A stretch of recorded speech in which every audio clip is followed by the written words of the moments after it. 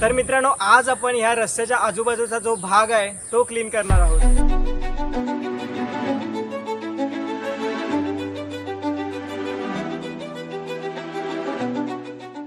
I am so sorry guys, me proper तुम्हाला रस्ता दाखवू शकलो नाही, पण आपल्याला ह्या रस्त्याच्या आजूबाजूला जो कचरा आहे तो आज क्लीन करायचा आहे. मला तुमच्यापर्यंत एक चांगला व्हिडिओ नाही पोचवायचा आहे, तर एक चांगला मेसेज पोचवायचा आहे. त्यासाठी मी हे सगळं करतो आहे आणि व्हिडिओ शूट करणे गरजेचं आहे, कारण की त्याशिवाय मी तुमच्यापर्यंत ते पोहोचवू शकत नाही. आमचं कॉलेज जे आहे ते आजपासून सुरू झालं आहे, म्हणून मी दुपारी सध्या आलो आहे, नाही तर मी सकाळी किंवा संध्याकाळी चालू असतो. सध्या दुपारच्या 2:30 वाजता आणि भर उन्हामध्ये मी हे काम करणार आहे, कारण की मी सध्या कॉलेजवरून आलो आहे, म्हणून मी दुपारी आलो आहे. संध्याकाळी आपण क्लीन करू शकत नाही, कारण की कुठल्या तरी प्राण्याचा किंवा साप वगैरेचा रिस्क असू शकतो. आपण सध्या आहोत मॉडर्न बेकरीच्या इथे. आपल्याला क्लीन करत या रोडवरून सरळ जायचं आहे खाली, ज्याला कमल तलाव किंवा मॉडर्न बेकरीचं बस स्टॉप म्हणून ओळखलं जातं. वेळ न वाया घालवता आपण व्हिडिओला सुरुवात करूया. चला. माझ्याकडे काही मास्क आहेत, ते सुद्धा आपल्याला घालावं लागतील. हँड ग्लोव्ज आणि गार्बेजची पिशवी आणली होती, जे की आपल्याला कामात येणार आहे. पहिलाच पार्ट बघा किती घाण आहे. इथे तुम्हाला सगळं कचरा दिसत असेल, प्लास्टिक. इथून आपण मूर्ती उचलली होती, पण परत कोणीतरी फुलं आणून टाकलेत आणि ते पण प्लास्टिकच्या थैलीमध्ये. आणि इथे बघू शकता की किती कचरा पडला आहे.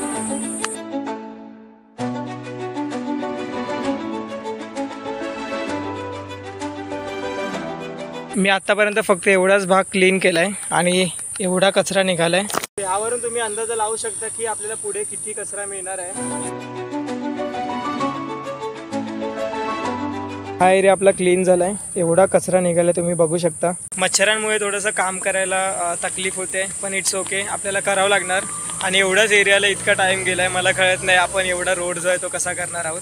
बघूया, थोडं थोडं आपण करूयात. त्यानंतर जर राहिलंच तर ते आपण नेक्स्ट ब्लॉगमध्ये कंटिन्यू करूया. फटाफट हा कचरा भरून टाकूया.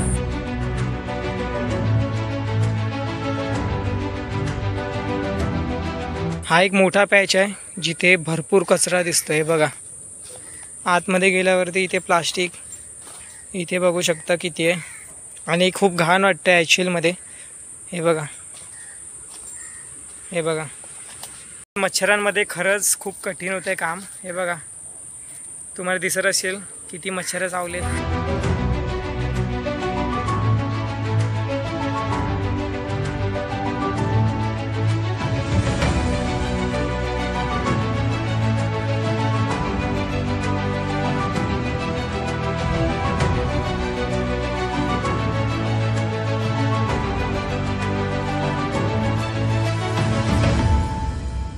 ही वाली जी लेंथ आहे ती आपण क्लीन केले आणि तुम्ही बघू शकता की दुसऱ्या स्पॉटवर सुद्धा इतका कचरा निघाला आहे. माझ्या अंगाला पूर्ण खाज येते, कारण की इथे जंगली झाडं जे आहेत ते भरपूर आहेत, तर त्यामुळे लागून आणि कचरा उचलल्यामुळे पण इन्फेक्शन होऊ शकतात. प्लीज असं करू नका. आपण गाडीवरून जातो आणि हमखास एक प्लास्टिकची पिशवी आहे किंवा आपण जे काही खातो ते आपण फेकत असतो आणि आपल्याला माहिती पण नसतं की त्यामुळे इतका कचरा होऊ शकतो.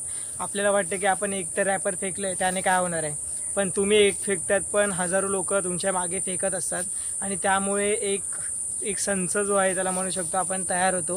म्हणजे जे म्हणतात ना, थेंबे थेंबे तळे साचे, तसंच हे सगळं आहे. आपण एक पिशवी टाकतो पण त्यामुळे हजारो पिशव्या ज्या आहेत त्या तयार होतात.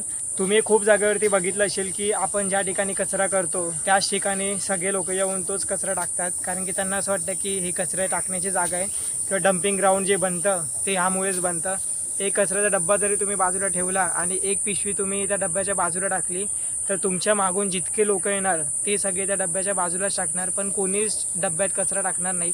सो तसाच हा प्रकार आहे. एक जण टाकतं, त्यामुळे हे इतका मोठा कचरा तयार होतो.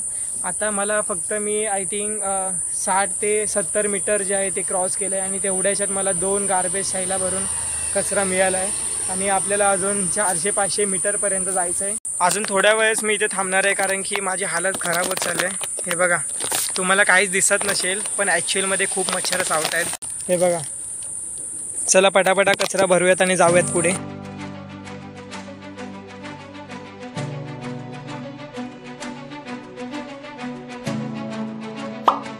मगाशी ह्याच जागेवरती तुम्ही बघितलं की किती कचरा होता, पण आता बघू शकता की एकही प्लास्टिक जे आहे ते इथे दिसत नाही आहे आणि मी पूर्ण आतपर्यंत हे क्लीन केलं आहे.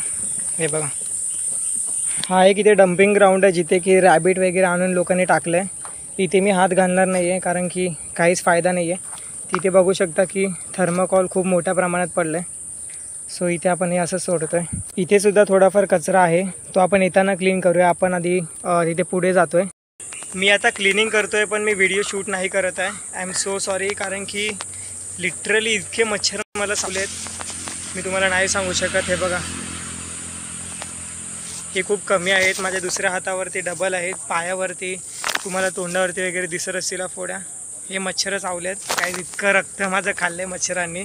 मी क्लिनिंग करणार आहे, फक्त व्हिडिओ शूट नाही करत आहे, त्यासाठी सॉरी. मी असं काम अर्धवट सोडत नाही, पण मला आज सोडावं लागतं आहे कारण की या मच्छरांमुळे आणि झाडं थोडेसे जंगली असल्यामुळे त्यांच्यामुळे खाससुद्धा इथे गवत वगैरे असतं. नाहीतर मी हे पूर्ण जे आहे ते आज क्लीन केलं असतं. व्हिडिओ खूप छोटा झाला आहे, पण व्हिडिओवरती नका जाऊ.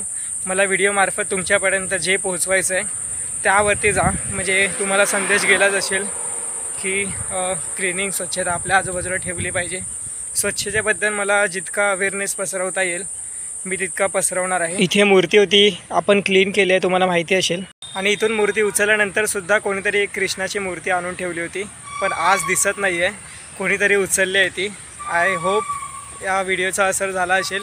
थँक्यू सो मच ज्याने कोणीही उचलली असेल. माझा कुठल्याही मूर्तीवरती राग नाही आहे. माझा राग आहे की ती जागा जी निवडली आहे ती चुकीची निवडली आहे. कारण की झाडाची इथे जर ठेवली मूर्ती, ते ठेवायला काहीच प्रॉब्लेम नाही, पण त्या झाडाच्या मागे खूप लोक लघवी करतात, बाथरूम करतात, खूप गोष्टी होतात, म्हणून ती मूर्ती तिथे नको. मेन म्हणजे संजय गांधी नॅशनल पार्क आहे, इथे अशा गोष्टी घडणं हे चुकीचं आहे. कारण की ही प्राण्यांची जागा आहे. इथे आपण घरं वगैरे बांधलेत, ते तर आता चुकी झाली, खूप वर्ष झाली त्या गोष्टीला. पण आता जे होतं आहे ते आपल्याला थांबवायला पाहिजे. म्हणून मी मूर्ती वगैरे जे आहे ते झाडाखाली ठेवायला मना करतो. झाडाखाली नका ठेवू. तसा मी एक चांगला सोल्युशन तुम्हाला सांगितला आहे. जर तुम्ही व्हिडिओ बघितला नसेल तर जाऊन व्हिडिओ बघा.